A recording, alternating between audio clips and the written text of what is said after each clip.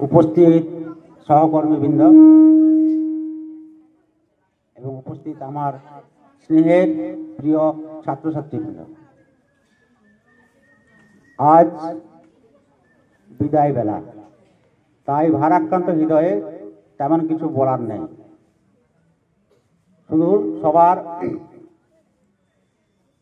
সুস্থ ভালো কামনা করে আমি দু একটা কথা বলছি।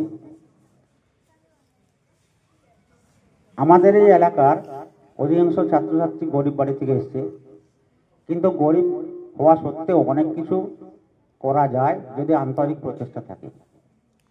আমি আমার কর্মক্ষেত্রে, কর্মস্থলে এবং কর্মজীবনে প্রত্যেকটা ক্ষেত্রে আমি নিজেকে সফল মনে করি। কারণ আমি দেখেছি, আমি যখন প্রথম 2002 সালে জয়েন করেছিলাম, তার আগে অন্য একটা স্কুলে ছিলাম, জয়েন করেছিলাম, তখন এখানকার ছেলে মেয়েদের কারো পায়ে চটি ছিল না, মাথায় উকুন ভর্তি ছিল। আমি কিন্তু প্রত্যেকের চেষ্টা করেছি সবাইকে সুস্থ করার। আজকে এমন একটা পরিবেশ যে এখন ছেলেমেয়েরা অনেক উন্নত। তাছাড়া আমি সবার সঙ্গে নিজের মতো করে মিশেছিলাম, মিড ডে মিল খাওয়ার সময়, খেলাধুলা করার সময় বা ক্লাসে পড়ানোর সময়। আর আর্থিক অবস্থা কিছুটা খারাপ হলে কিছুটা প্রতিবন্ধকতা থাকে ঠিকই। কয়েকটা কথা বলছি। যেমন কিছুদিন আগে আমি বিকাশ ভবনে গেছিলাম।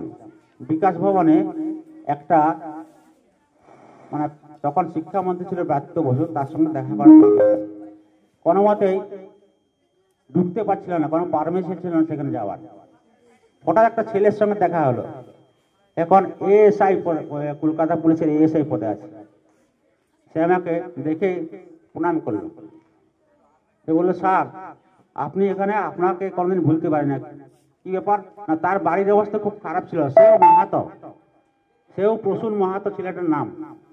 সে মাধ্যমিকে 2বার ফেল করেছিল, আর বাড়ির অবস্থা খারাপের জন্য তেমন পড়াশোনা করতে পারেনি। কিন্তু এই 3য়বারের বেলা আমি তাকে পড়িয়েছিলাম এবং আন্তরিকতার সঙ্গে ভালোবেসে তাকে পড়লাম। সে ভেবেছিল যে আমার কিছু হবে না, আমাকে কেউ ভালোবাসে না।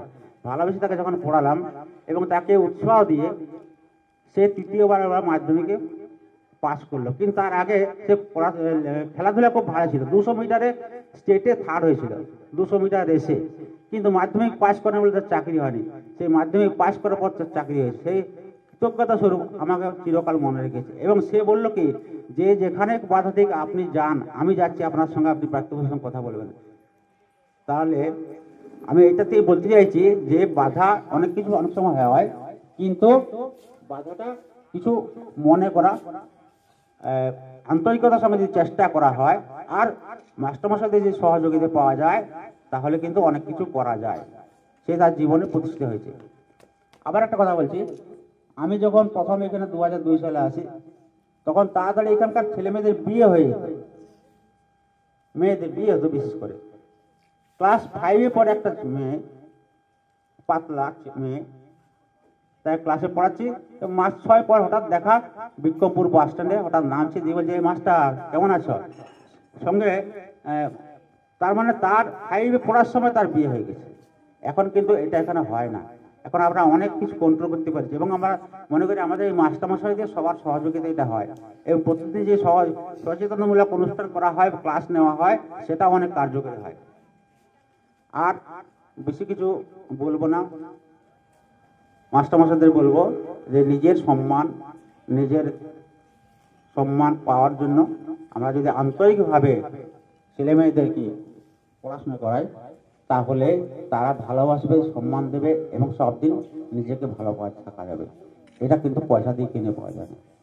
আর আমি ছেলে মেয়েদের সাথে যেভাবে মিশেছিলাম, আমি বলছি যে আজ সত্যিকারের প্রচণ্ড কষ্টকর, কিন্তু আমি হয়তো এই অবসর গ্রহণ করতে বাধ্য হচ্ছে এই সরকারি নিয়মে, কিন্তু এটা আমার নেশা পড়ানো।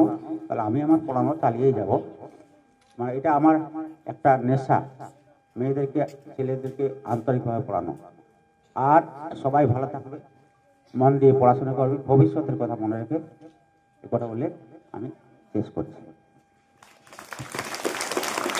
অসংখ্য ধন্যবাদ স্যারকে তার মূল্যবান